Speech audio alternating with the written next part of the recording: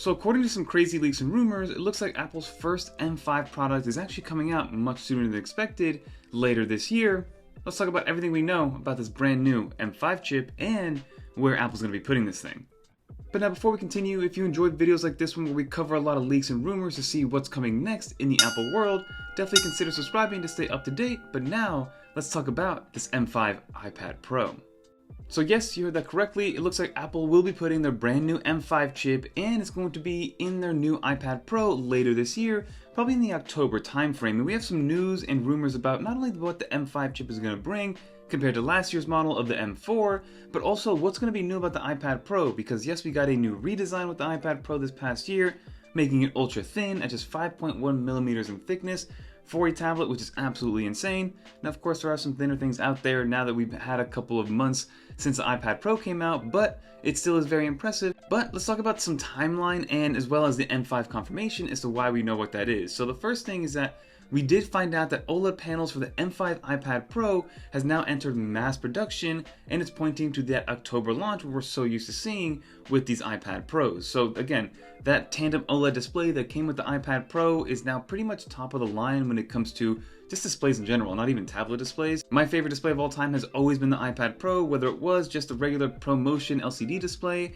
then they moved over to that mini LED in the iPad Pro of recent years, and then finally with this most recent M4 iPad Pro, they went with that tandem OLED to bring you those crispy and deep blacks without losing much or any brightness whatsoever. If anything, the brightness did increase because you do have two OLED panels stacked over each other. So that panel will remain relatively the same for the M5 iPad Pro, but now we know that it has a production and it should be available in October.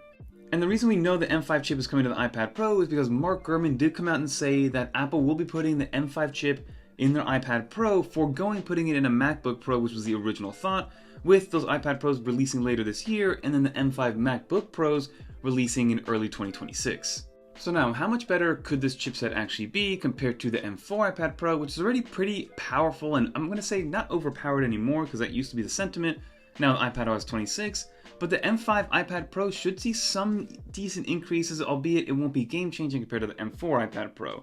So some speculation is seeing that we're going to get a single core score of about 4,000 compared to about 3,700 on the M5 iPad Pro versus the M4 iPad Pro, which is roughly about 8 to 10% increase in efficiency and overall power on single core usage.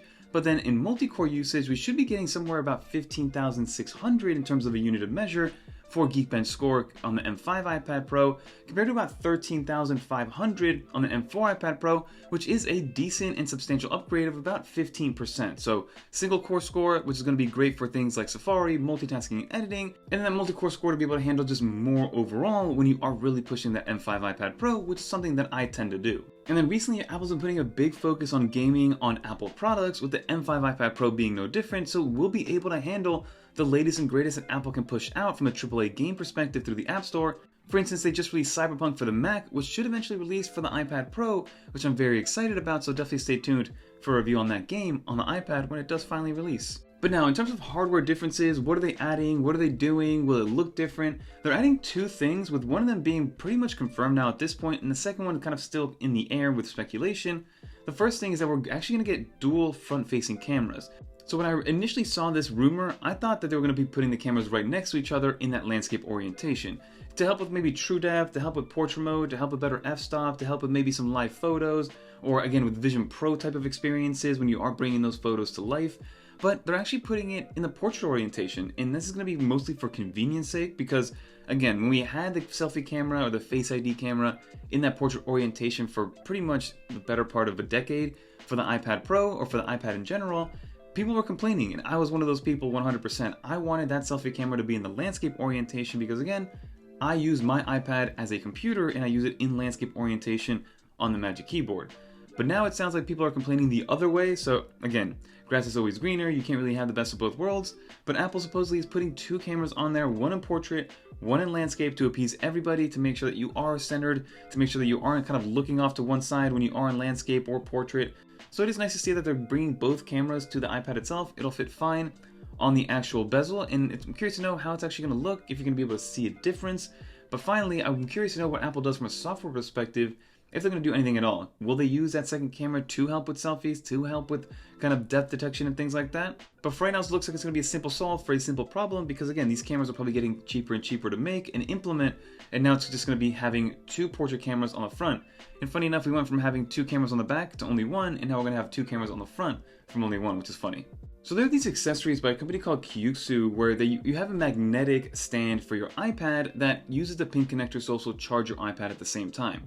The same way that you charge your iPad on a Magic Keyboard when the Magic Keyboard is plugged in via the hinge connector, that's the way that these magnetic chargers work. They use pin connectors to do 18 watts of power pass-through, and it's great. I love it because you can put it at any size, at any angle. They have different form factors. They have it for your car now, and whenever you remove the iPad, it'll be charged. But it looks like Apple is taking a page out of this book, and they're actually making their own sort of MagSafe charge-esque solution. Now, it remains yet to be seen if they're going to be using something like the pin connectors in order to get this wireless charging done, or this MagSafe charging done, or if they're going to be putting literally a wireless charging coil on the rear to be able to put a MagSafe puck on there, or if they're even going to use the MagSafe implementation that we see on MacBooks and MacBook Airs right now. But it looks like Apple will be bringing some sort of first-party wireless charging. I personally think they're just going to be relying on the pin connectors. Apple's going to sell some sort of first-party accessory or first-party cable where you have maybe just a little puck at the very end that has the 3 pins, where you magnetically slap it onto your iPad, and then you'll be good to go to be able to charge your iPad, wirelessly, quote-unquote, the same way that MagSafe is wireless charging.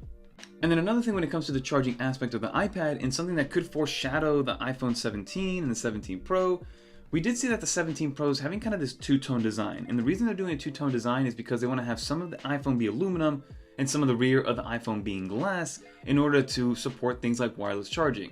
And I think Apple's going to be taking a very similar approach with the iPad Pro, where they're going to make a little section of the rear of it this glass-like finish, and it's going to be a two-tone design perhaps, to be able to not only support the wireless charging, but also support something like reverse wireless charging. The iPad battery is big enough, there is enough space for the battery to actually have some heat dissipation and making sure it doesn't overheat when you are reverse wireless charging, so this could be Apple's first foray into it, the first implementation of having something like that. And again, I've been in multiple situations recently where I did wish that my iPhone could wirelessly charge maybe my wife's iPhone or my AirPods really quickly or something like that. I know that you can plug in a USB-C cable to actually charge another device with your iPhone, but it would be nice to just reverse wirelessly charge very quickly and maybe give somebody 10% of your battery without wasting or blinking an eye. So to wrap this all up, it looks like the iPad is going to physically look the same. We're going to get an M5 chip in the iPad Pro.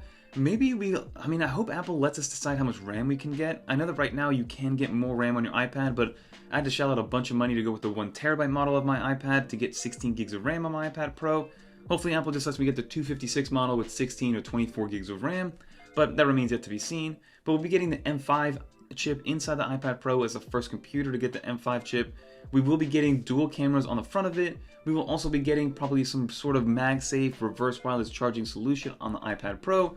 And it looks like Apple's iPad Pro is kind of their testing ground, their expensive guinea pig for Apple to try out different features and different hardware accessories and different products, because then eventually it either does or it doesn't make its way down to the MacBook Pro lineup, and then eventually down to the rest of the iPad lineup. But that is everything we know about the M5 iPad Pro.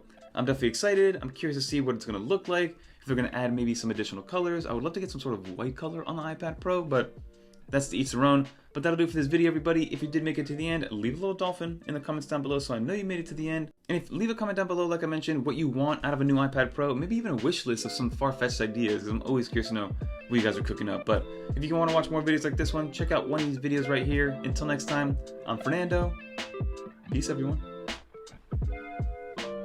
Let me know what you guys think about this new camera angle, or maybe even a new camera.